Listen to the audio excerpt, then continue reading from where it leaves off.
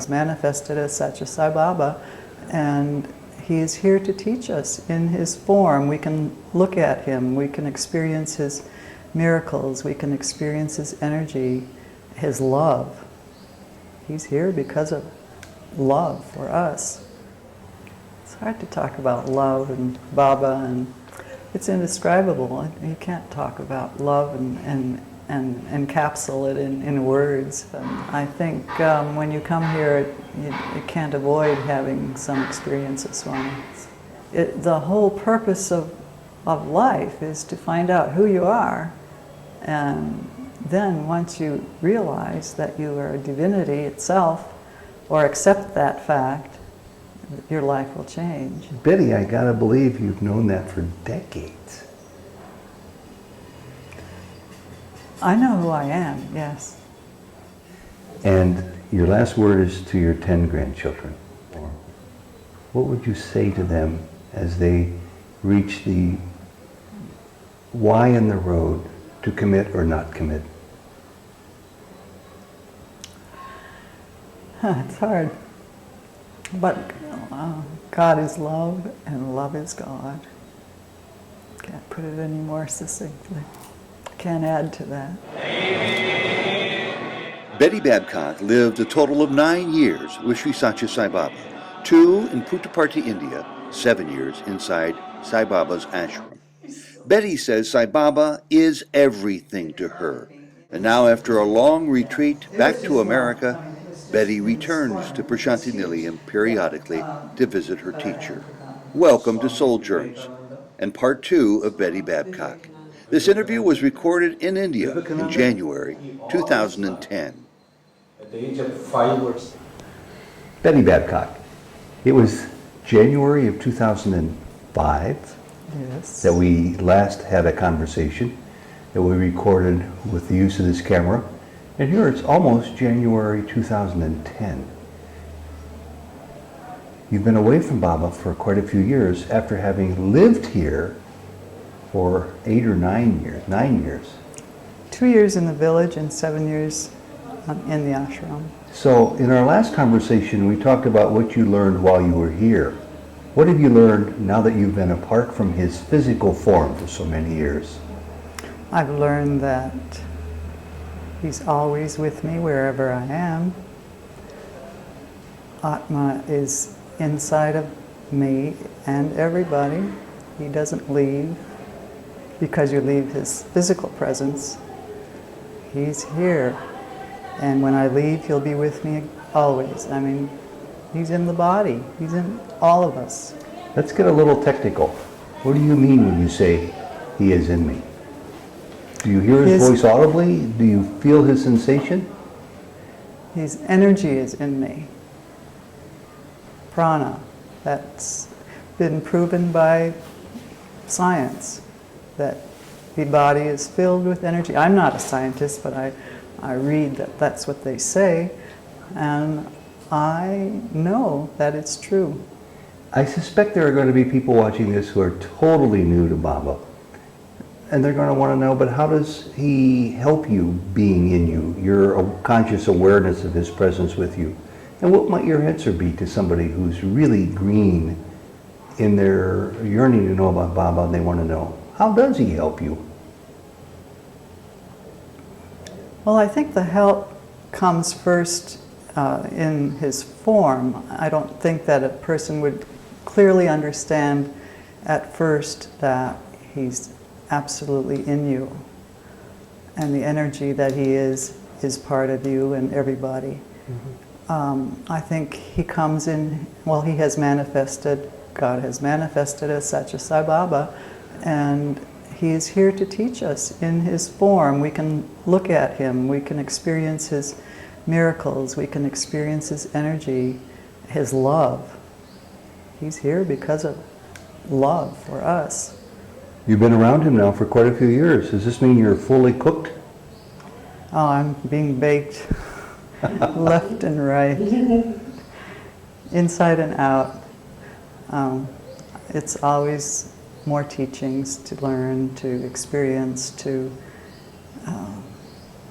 embrace. And does he teach you through the vehicle of problems, pain, and difficulties, or through the vehicle of revelations, discoveries, and adventure?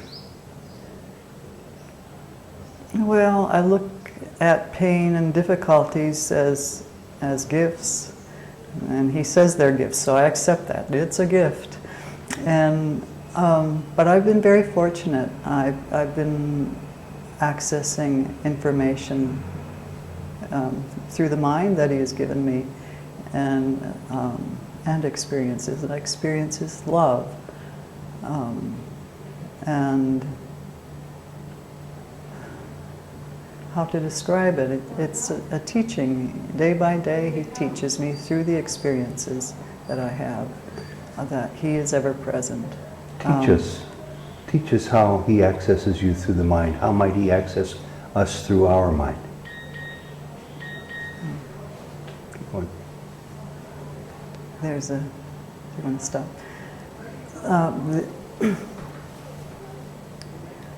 Well, I'm being taught while I'm here. I thought, well, I would just come and sit in darshan and enjoy his field, his auric field, his love, his presence. And as soon as I got here, I started getting this desire to read the Gita. And I've read the Gita before and really enjoyed it and learned from it. And so I went to the bookstore and I bought Baba's Gita, Gita Vahini. And he's teaching me through reading it how I should myself live and perhaps help others how to become purified and surrendered to his will. Because that's what it's all about. To surrender. And as any of us read a good book and pick it up a second and third time, but it's only on the fourth time some of the passages really strike you. Is that what's going on with the Gita with you right now? It's a review. It's a review. I've read it all before, and now it just has become deeper and deeper into my being, and it's teaching me to really toe and walk the narrow path, and really look at what I'm doing and what I'm saying and how I'm serving him. So I'm examining myself. I was looking at myself yesterday. Baba gave Pad Namaskar to two people in our row, and I, it was something that, I had never thought of even asking him right there and then. And I had this judgment, well, we're not as good as those across the aisle from us. So that was another judgment I had in my mind. A wrong judgment. Yeah. Why do you suppose we keep coming back to belittling ourselves after spending so much time on this rugged path? It's amazing, isn't it? And here he's given us all, he's told us time and time again that we're all equal. Nobody is better or lower than the other. And we all have the same Atma, the same spirit, and we're all equal. We are not to look at ourselves or others as better or less than us. So you've been around this corner quite a few times. Why do you suppose these thoughts continue to linger in our mind? I guess I need to learn some more. I haven't learned the lesson totally. And also I think he's really guiding me to help others. And I have 10 grandchildren. I need to be able to help them, to talk to them about what it is, why we are here, who we are, who are we really, and how should we walk the path. Do you think it's important to Baba whether or not you use his name in making these lessons manifest to your grandchildren, or does it not matter? It may hinder and it may help. So I think we all need to use our judgment at the moment. I have mentioned Baba's name to my grandchildren, and some accept and some are not ready to even consider that they are in fact God and a part of God. They have the spark of the divine. Pretty big spark, actually. Our entire body is that spark. When coming to India this time, Jody and I were discussing with people the subject of happiness and how naturally that's what most people seem to want, if not all people, for their children, for their grandchildren. I want them to be happy. Doesn't come very easily though, does it?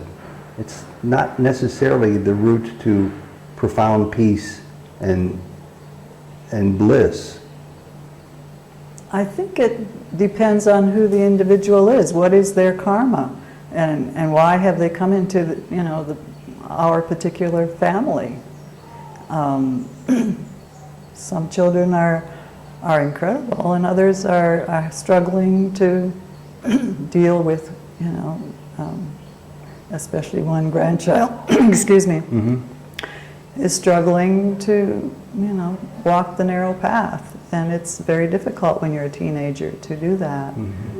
And but with strong parents and grandmother, we are there to be the guide. And, failing to do that would be a failure on our part, I think even karmically. So that's what I feel I need to do. And he's keeps polishing the stone and all the rough edges that I have to be able to do my duty. There's a nice quotation by him. I can't quote it exactly, but Baba says that we are given skills, God-given skills, and in gratitude it is our duty to perform and work with those skills. I'm intrigued by what you say when you say he continues to polish the stone. When somebody has been around him and exposed to his teachings and his love as long as you have, as you see his hand moving in your life as he continues to polish the stone, sometimes there's some friction there that's not comfortable.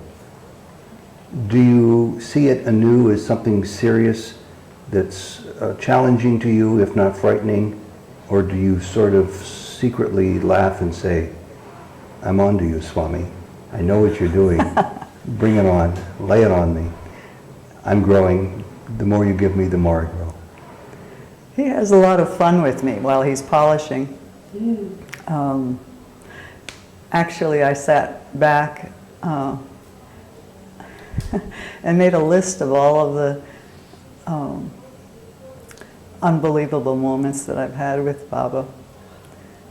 And I don't have control of my emotions. Yeah, I'm going to ask you, of course, to share some of the best with us right now. Obviously, some of the most sensitive and emotional, so go ahead. Well, last week, I didn't think I'd talk about it, but I now realize that he's given me these opportunities and these visits. Not in his orange robe and great hair, but in different forms. And last week, while I was getting some water from the faucet near the canteen, a man with a bright smile and smiling eyes came up, and he was dressed with a longi that was folded up and had a workman's shirt on and bare feet. And he ran up to me and he said, "Where do you